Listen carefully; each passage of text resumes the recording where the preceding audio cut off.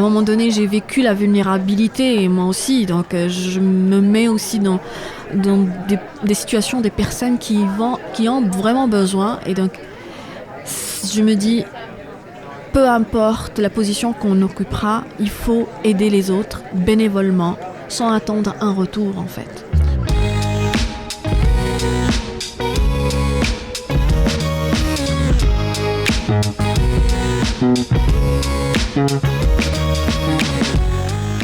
Ce qu'on voit au théâtre arrive parfois à notre voisine, à notre père, à nous. Foule associe des pièces de théâtre présentées à la Bordée à ces personnes qu'on croise au quotidien. 20 pièces, 20 citoyennes et citoyens, 20 enjeux. De la transidentité au CHSLD, de la guerre centrafricaine à la vie de fonctionnaire, on vous montre comment notre communauté peut contenir tout un monde, aussi fictif que réel. Faites partie de la foule.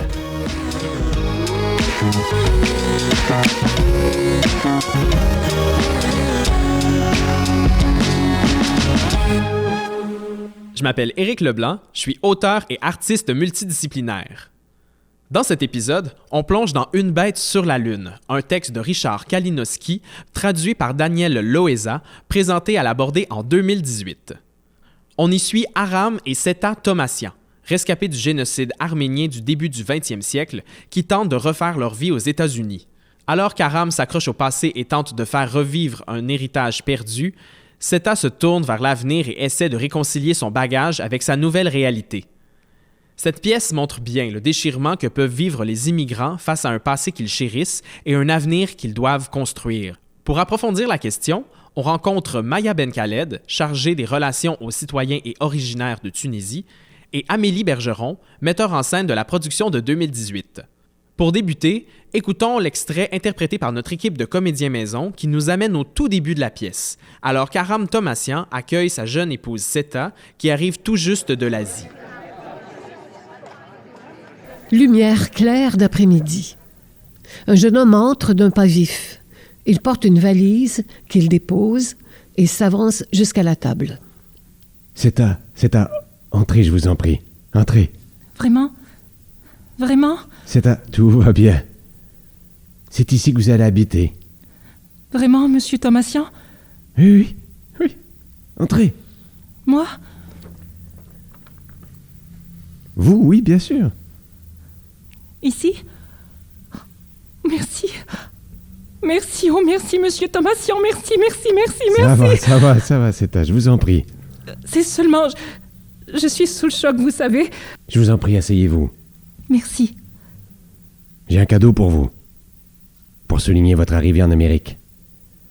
Pour Madame Aram Thomassian. Pour qui? Pour vous. Oh!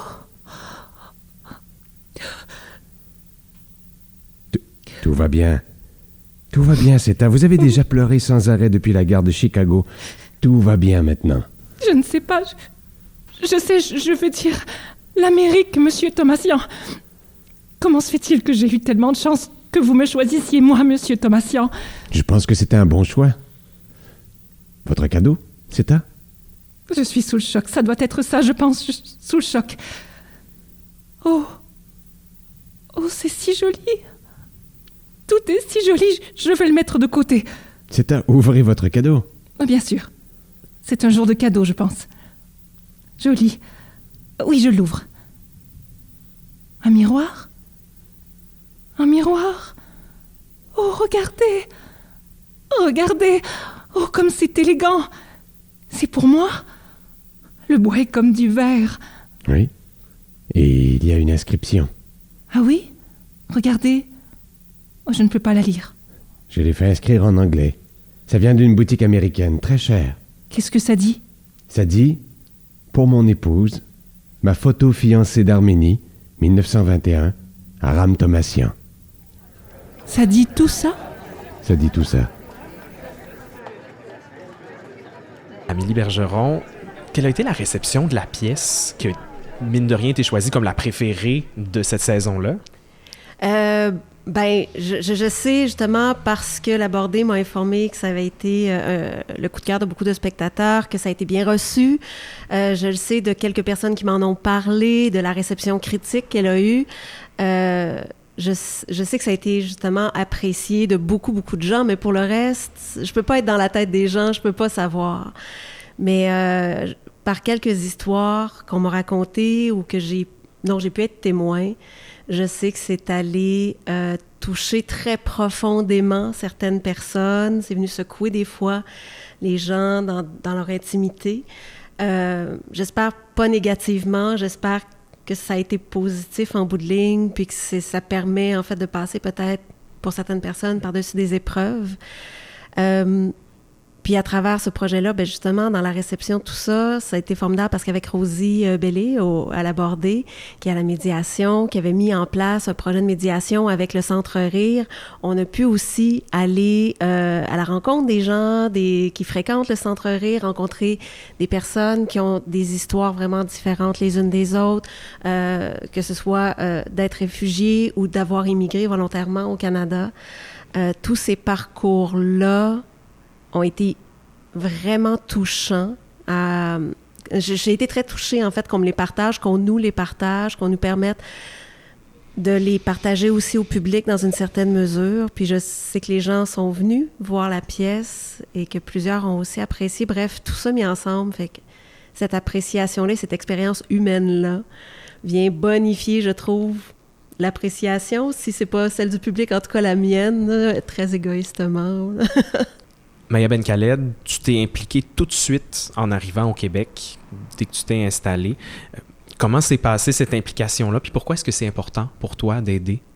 Dès que j'ai débarqué, j'ai commencé à faire du bénévolat. Après 2 jours, je suis arrivée le vendredi, j'ai commencé le lundi. Et déjà, j'ai toujours été bénévole dans des organismes dans mon pays d'origine. Et donc, je me suis dit, déjà, pour comprendre la société, pouvoir avoir un réseau, comprendre les habitudes, les façons de faire, le mode de vie, c'est vraiment d'intégrer la société, le fond de la société. Et donc, à travers ce bénévolat, ça m'a permis de côtoyer des personnes d'ici, de côtoyer de nouveaux arrivants et de mieux comprendre et m'adapter à la vie ici au Québec. Et Maya Ben-Khaled, d'où te vient cette flamme-là de t'impliquer? Où est-ce qu'elle s'enracine? Ben oui, c'est ça. Ben, depuis mon jeune âge, je suis issue d'une famille engagée, féministe, d'un grand-père qui est médecin biologiste, qui aide les personnes vulnérables, malades, à aller prendre des prises de sang chez eux et tout ça, bénévolement et à titre gracieux. Ma grand-mère, quand il y a quelqu'un qui est malade, elle aide, elle cuisine à tout le monde, elle invite les gens. Donc, j'ai grandi dans cet esprit de solidarité, de partage, d'entraide. Donc, ça a renforcé plus ou moins ma personnalité et j'ai grandi. Donc, je peux pas vivre sans me soucier à l'autre et à mon entourage. Donc, ça a grandi avec moi. Puis, la formation que j'ai eue, mes études, les stages, les missions que j'ai faites. À un moment donné, j'ai vécu la vulnérabilité, et moi aussi. Donc, je me mets aussi dans des situations, des personnes qui ont vraiment besoin. Et donc, je me dis, peu importe la position qu'on occupera, il faut aider les autres bénévolement, sans attendre un retour, en fait.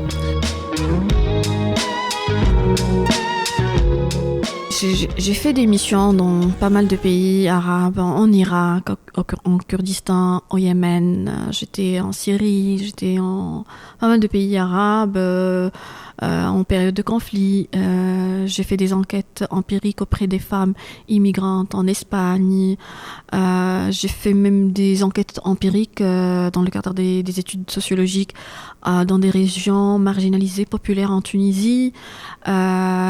Surtout pour la place de la femme rurale et son apport à l'économie, à la société, à la transmission du patrimoine culturel et tout ça. Donc ça fait que ces expériences modestes m'ont beaucoup appris à pouvoir développer une certaine empathie avec les autres et de m'engager encore plus. Et donc le choix de travailler dans le domaine des droits de l'homme pendant 11 ans avec une organisation internationale, régionale, qui opère dans le domaine des droits de l'homme. Et ça fait que tout ça m'a forgé un peu ma personnalité. Et je ne me vois pas faire autre chose que être engagée dans ma vie de tous les jours, dans mon travail, ou là où j'irai, ça va être cette philosophie que je vais être ici, à avoir un rôle dans la vie, dans son parcours de vie. Et c'est ça, en fait. Amélie Bergeron, c'est quoi la lumière pour toi qui est sortie de ce spectacle-là? Que ce soit par les gens de nationalité arménienne qui sont venus voir qui sont venus à Québec pour voir le spectacle ou avec qui on a été en contact pour mieux comprendre la réalité de cette culture-là, la musique issue de l'Arménie, leur histoire, bref, toutes ces rencontres-là, et même sur le plateau, de voir les acteurs plonger à ce point-là dans les personnages, se prêter au jeu. C'est une des directions d'interprète dont je suis très, très fière, d'ailleurs. Là. Tout le monde s'est ouvert, a travaillé très fort, mais s'est ouvert et a plongé. Bref, c'est l'humain au cœur du spectacle qui, je trouve, donne toute la lumière à cette œuvre-là, qu'il soit sur la scène, autour de la scène ou dans la salle. Vraiment, c'est l'humain.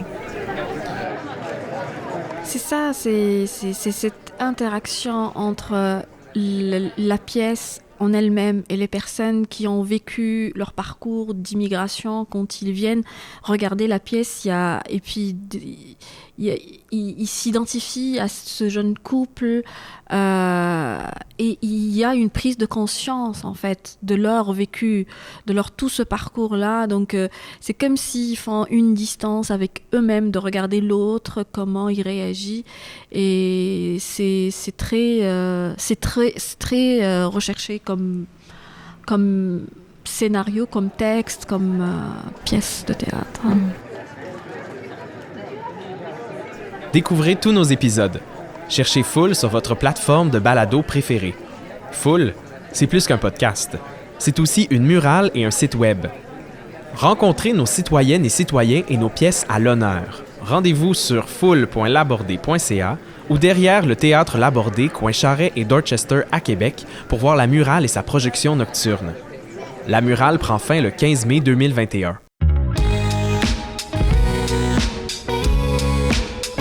Foule le balado, l'équipe. À la prise de son et au montage, Pamela Bisson. À la conception sonore, Mathieu Doyon. À l'interprétation des extraits de pièces, Emmanuel Bédard, Frédéric Bradet, Lise Castonguay et Mathieu Bérubé-Lemay. À la réalisation, André Chouinard.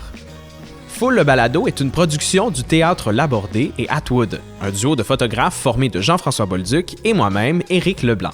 Cette production est faite en collaboration avec CKIA. Ces balados sont rendus possibles grâce au soutien du Conseil des arts et des lettres du Québec et du Conseil des arts du Canada. En terminant, il est important de reconnaître que l'enregistrement de ce balado s'est tenu sur le Neon Wentio, en territoire non cédé Wendat. Faites partie de la foule.